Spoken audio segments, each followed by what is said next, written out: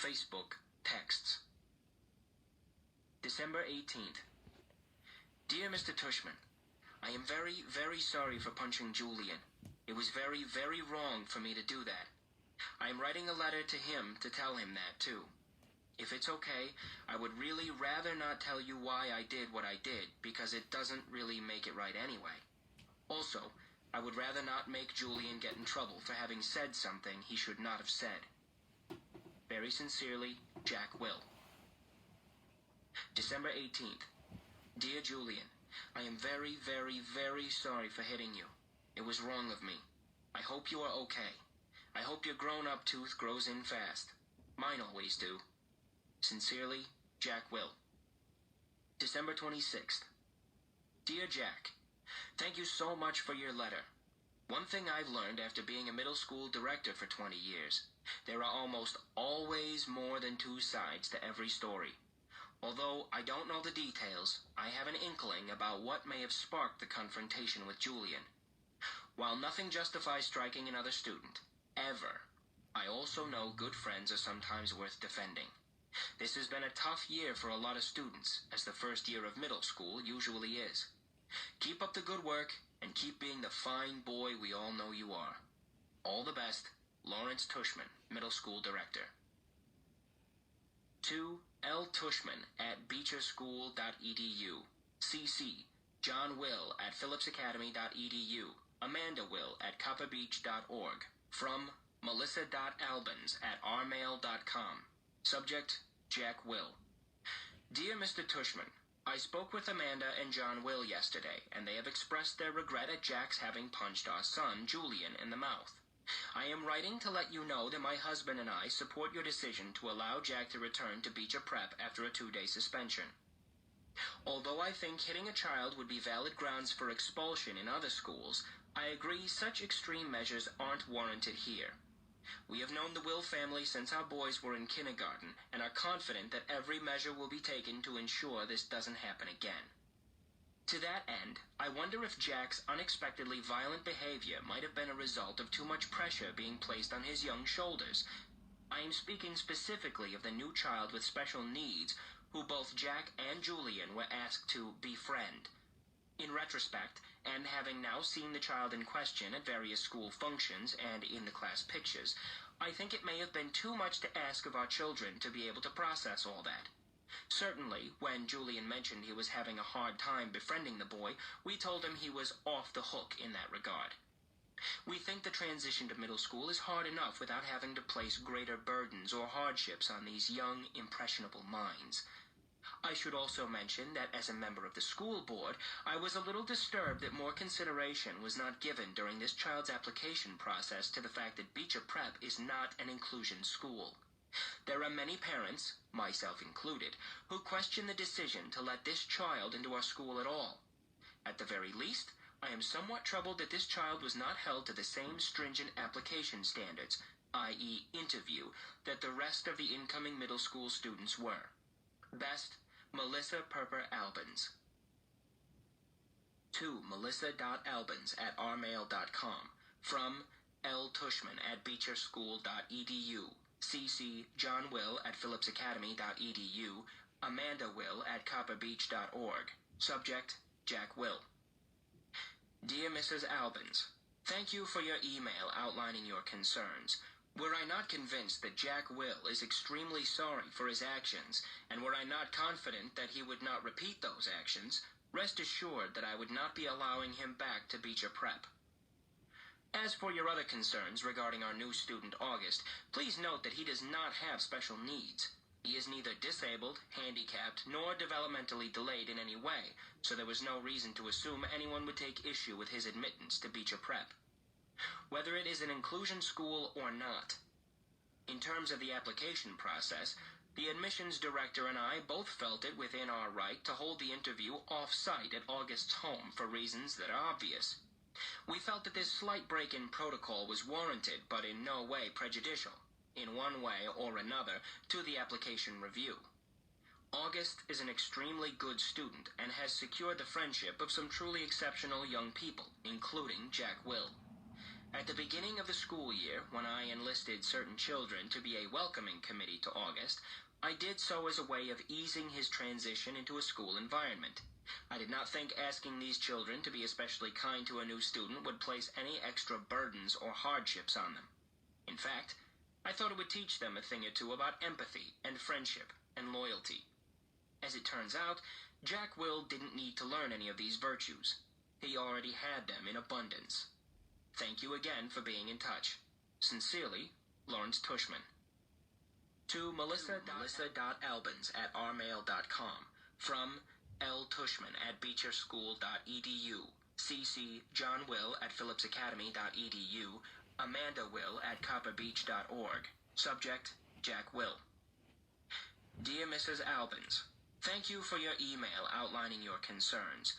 Were I not convinced that Jack Will is extremely sorry for his actions, and were I not confident that he would not repeat those actions, rest assured that I would not be allowing him back to Beecher Prep.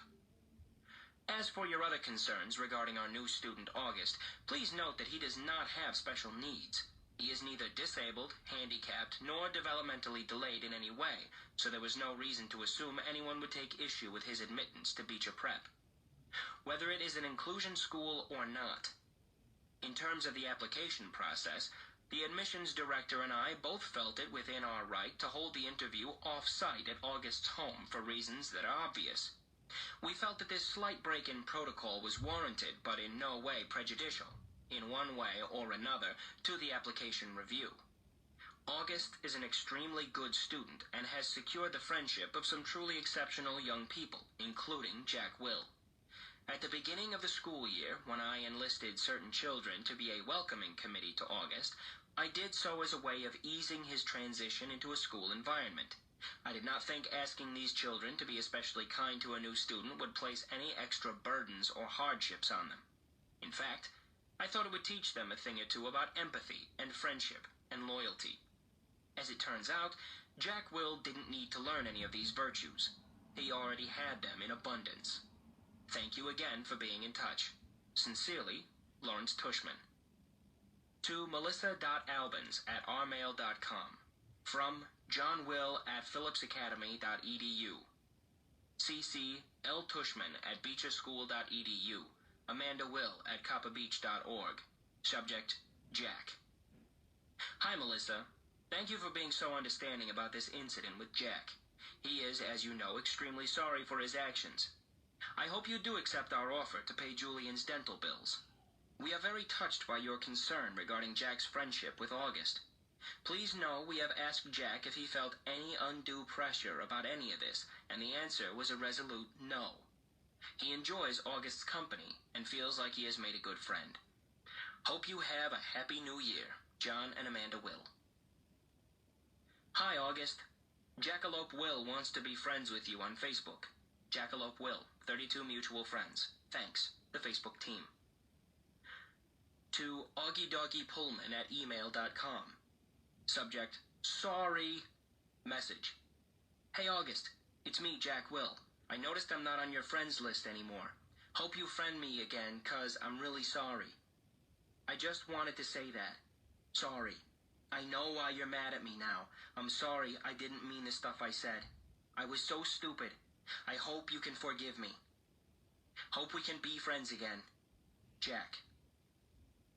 One new text message from August, December 31st, 4:47 p.m. Got your message. You know I am mad at you now? Did Summer tell you? One new text message from Jack Will, December 31st, 4:49 p.m.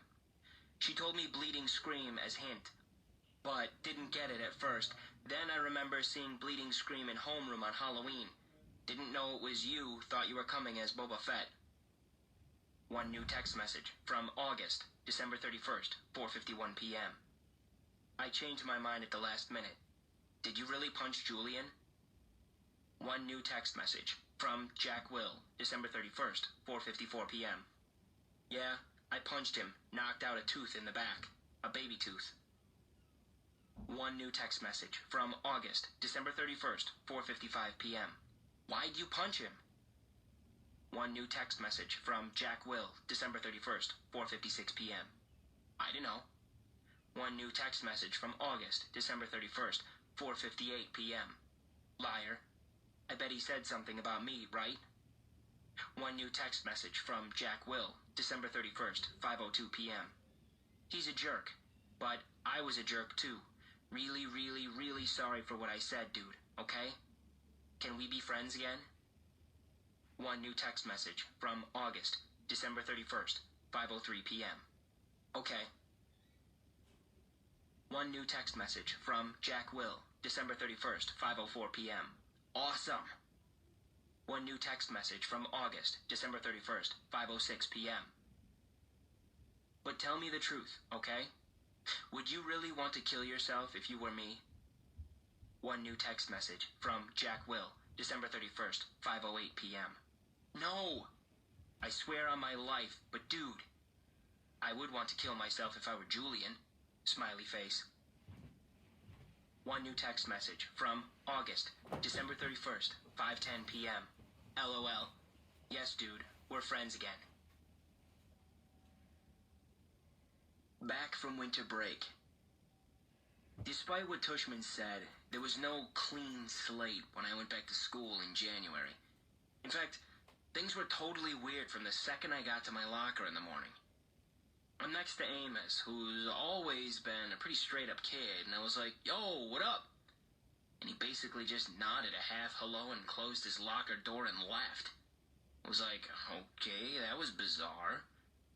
And then I said, hey, what up? To Henry, who didn't even bother half smiling, but just looked away. Okay, so something's up. Dissed by 2 people in less than 5 minutes. Not that anyone's counting. I thought I'd try one more time with Tristan, and boom, same thing. He actually looked nervous, like he was afraid of talking to me. I've got a form of the plague now, is what I thought. This is Julian's payback. And that's pretty much how it went all morning. Nobody talked to me. Not true. The girls were totally normal with me. And August talked to me, of course. And actually, I have to say, both Maxes said hello, which made me feel kind of bad for never ever hanging out with them in the 5 years I've been in their class. I hoped lunch would be better, but it wasn't. I sat down at my usual table with Luca and Isaiah.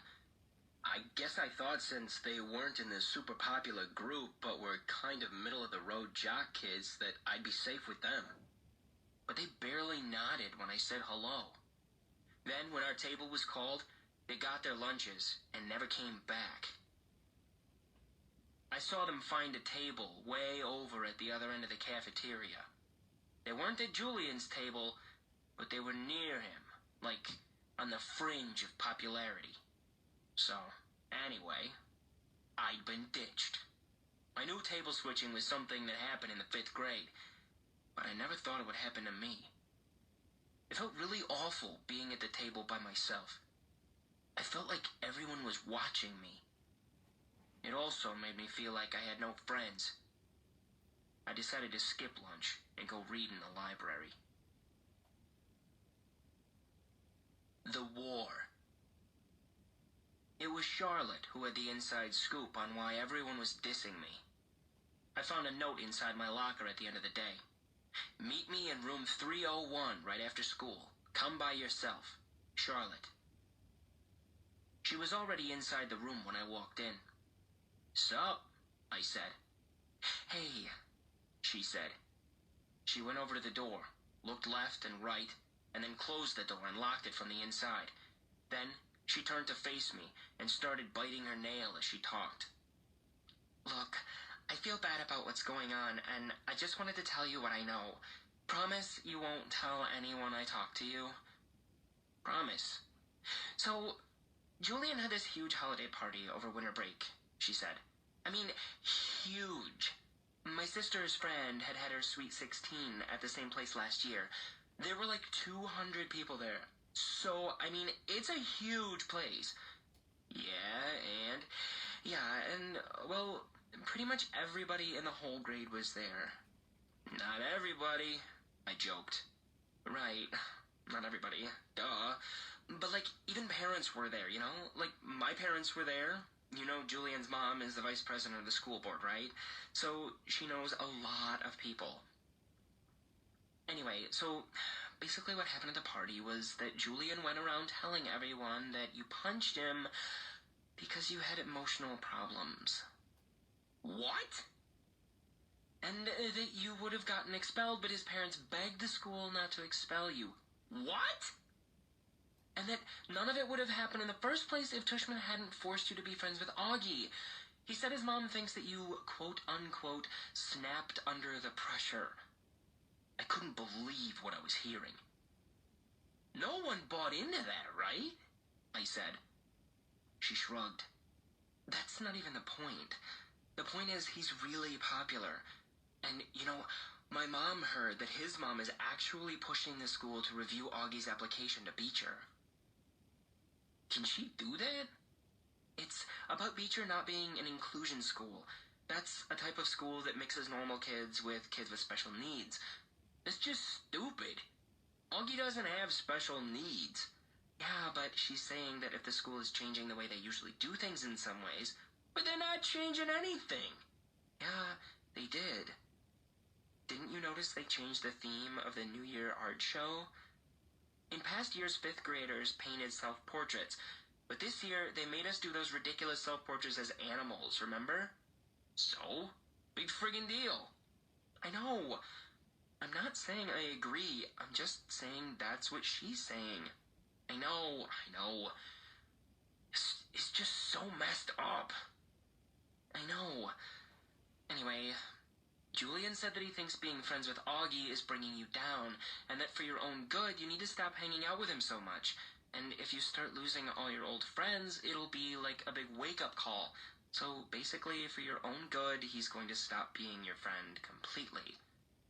Newsflash, I stopped being his friend completely first. Yeah, but he's convinced all the boys to stop being your friend. For your own good. That's why nobody's talking to you. You're talking to me. Yeah, well, this is more of a boy thing, she explained. The girls are staying neutral. Except Savannah's group, because they're going out with Julian's group. But to everybody else, this is really a boy war. I nodded. She tilted her head to one side and pouted like she felt sorry for me. Is it okay that I told you all this? She said. Yeah, of course. I don't care who talks to me or not, I lied. This is all just so dumb. She nodded. Hey, does Augie know any of this? Of course not. At least, not from me. And Summer? I don't think so. Look, I better go. Just so you know, my mom thinks Julian's mom is a total idiot. She said she thinks people like her are more concerned about what their kids' class pictures look like than doing the right thing. You heard about the photoshopping, right? Yeah, that was just sick. Totally, she answered, nodding. Anyway, I better go. I just wanted you to know what was up and stuff. Thanks, Charlotte. I'll let you know if I hear anything else, she said. Before she went out, she looked left and right outside the door to make sure no one saw her leaving. I guess even though she was neutral, she didn't want to be seen with me. Switching tables.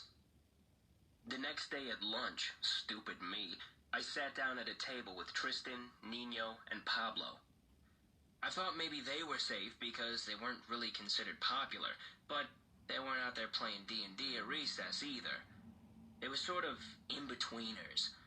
And at first, I thought I scored because they were basically too nice to not acknowledge my presence when I walked over to the table. They all said, hey, though I could tell they looked at each other. But then, the same thing happened that happened yesterday. Our lunch table was called, they got their food, and then headed toward a new table on the other side of the cafeteria. Unfortunately, Mrs. G, who was the lunch teacher that day, saw what happened and chased after them. That's not allowed, boys, she scolded them loudly. This is not that kind of school. You get right back to your table. Oh, great. Like that was gonna help.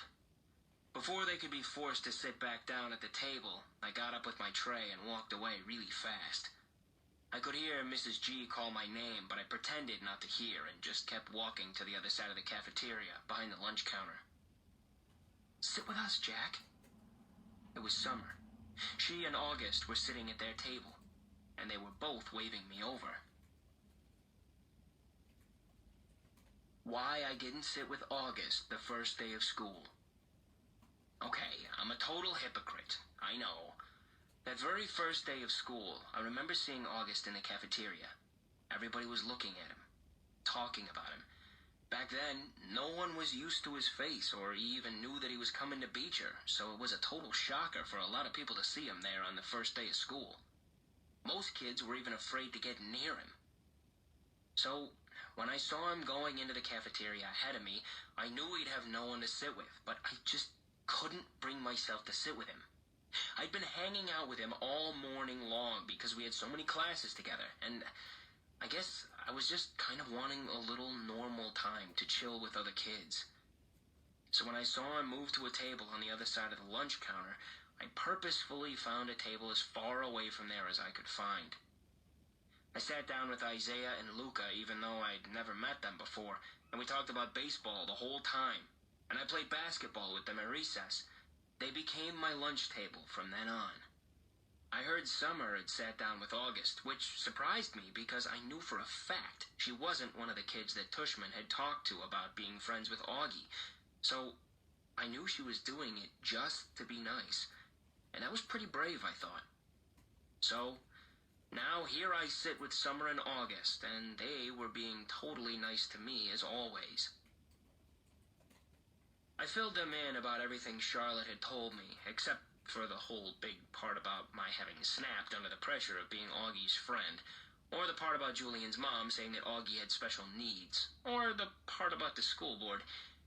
I guess all I really told him about was how Julian had had a holiday party and managed to turn the whole grade against me. It just feels so weird, I said, to not have people talking to you, pretending you don't even exist. Augie started smiling. "You think?" he said sarcastically. "Welcome to my world." Sides.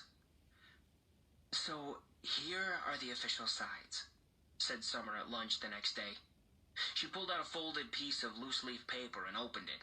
It had 3 columns of names. Jack's side. Jack, August, Reed, Max G, Max W.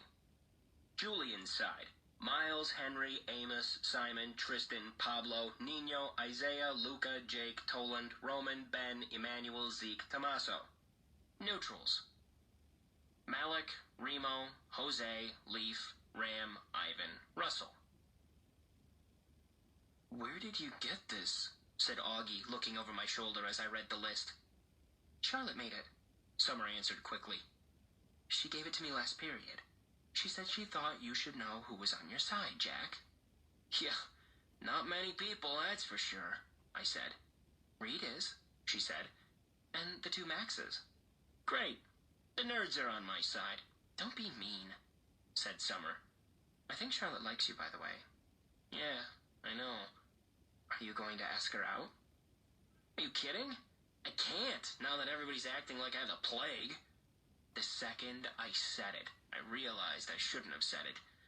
There was this awkward moment of silence. I looked at Augie. "It's okay," he said. "I knew about that." "Sorry, dude," I said. "I didn't know they called it the plague, though," he said. "I figured it was more like the cheese touch or something." "Oh, yeah, like in Diary of a Wimpy Kid," I nodded. "The plague actually sounds cooler," he joked. "Like someone could catch the Black Death of ugliness." As he said this, he made air quotes. "I think it's awful," said Summer. But Augie shrugged while taking a big sip from his juice box. "Anyway, I'm not asking Charlotte out," I said. "My mom thinks we're all too young to be dating anyway," she answered. "What if Reed asked you out?" I said. "Would you go?" I could tell she was surprised. "No," she said. "I'm just asking," I laughed. She shook her head and smiled. Why? What do you know? Nothing, I'm just asking, I said. I actually agree with my mom, she said.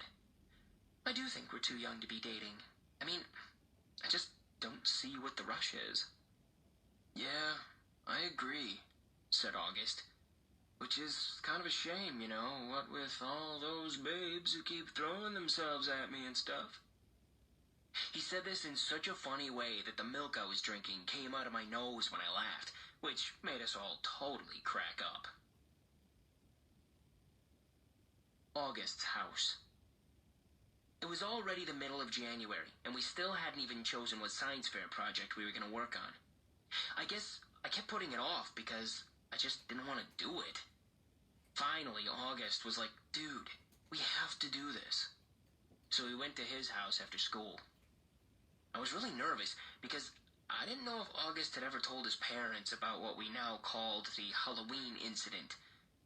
Turns out the dad wasn't even home and the mom was out running errands. I'm pretty sure from the 2 seconds I'd spent talking to her that Augie had never mentioned a thing about it. She was super cool and friendly toward me. When I first walked into Augie's room, I was like, whoa, Augie, you have got a serious Star Wars addiction. He had ledges full of Star Wars miniatures and a huge The Empire Strikes Back poster on his wall. I know, right? He laughed. He sat down on a rolling chair next to his desk, and I plopped down on a beanbag chair in the corner. That's when his dog waddled into the room, right up to me. He was on your holiday card, I said, letting the dog sniff my hand. She, he corrected me. Daisy. You can pet her. She doesn't bite. When I started petting her, she basically rolled over onto her back. She wants you to rub her tummy, said August. Okay, this is the cutest dog I've ever seen, I said, rubbing her stomach. I know, right? She's the best dog in the world, aren't you, girlie? As soon as she heard August's voice say that, the dog started wagging her tail and went over to him. Who's my little girlie? Who's my little girlie? August was saying as she licked him all over the face. I wish I had a dog, I said. My parents think our apartment's too small. I started looking around at the stuff in his room while he turned on the computer. Hey, you've got an Xbox 360? Can we play? Dude, we're here to work on the science fair project. Do you have Halo? Of course I have Halo. Please, can we play? He had logged on to the Beecher website and was now scrolling down Miss Rubin's teacher page through the list of science fair projects. Can you see from there? He said. I sighed and went to sit on a little stool that was right next to him. Cool iMac, I said. What kind of computer do you have? Dude, I don't even have my own room, much less my own computer. My parents have this ancient Dell that's practically dead. Okay. How about this one? He said, turning the screen in my direction so I would look. I made a quick scan of the screen and my eyes literally started blurring. Making a sun clock, he said. That sounds kind of cool. I leaned back. Can't we just make a volcano? Everyone makes volcanoes. Duh, because it's easy, I said, petting Daisy again. What about how to make crystal spikes out of Epsom salt? Sounds boring, I answered. So, why'd you call her Daisy? He didn't look up from the screen. My sister named her. I wanted to call her Darth. Actually, technically speaking, her full name is Darth Daisy, but we never really called her that. Darth Daisy? That's funny. Hi, Darth Daisy, I said to the dog, who rolled onto her back again for me to rub her tummy. Okay, this one is the one, said August, pointing to a picture on the screen of a bunch of potatoes with wires poking out of them. How to build an organic battery made of potatoes. Now that's cool. It says here you could power a lamp with it. We could call it the Spud lamp or something. What do you think? Dude, that sounds way too hard. You know I suck at science. Shut up, you do not. Yeah, I do. I got a 54 on my last test. I suck at science. No, you don't. And that was only because we were still fighting and I wasn't helping you. I can help you now. This is a good project, Jack. We've got to do it.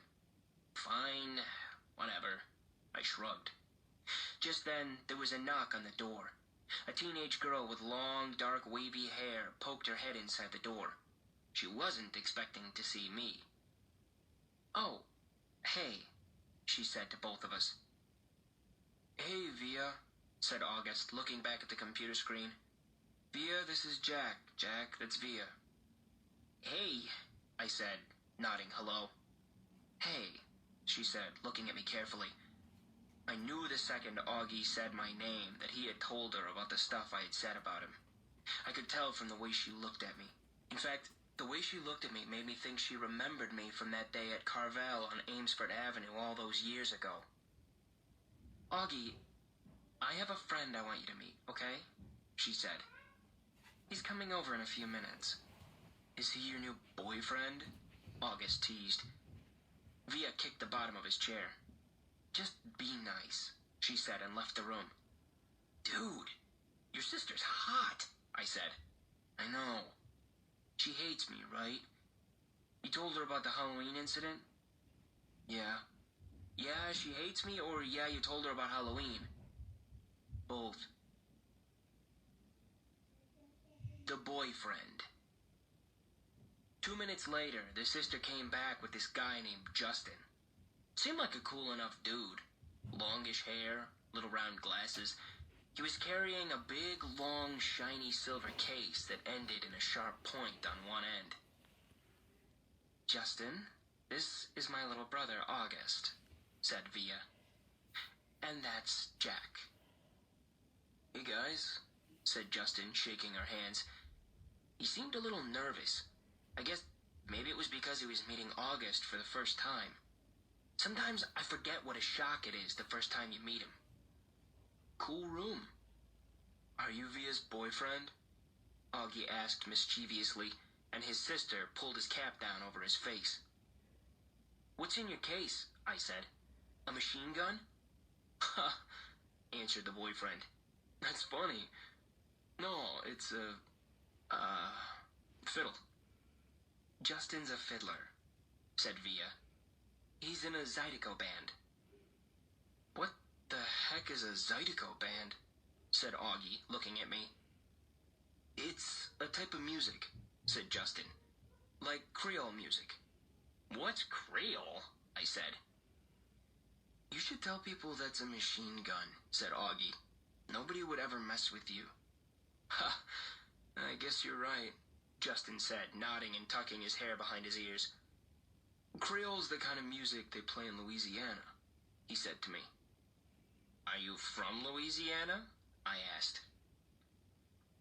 "No, he answered, pushing up his glasses. "I'm from Brooklyn." I don't know why this made me want to laugh.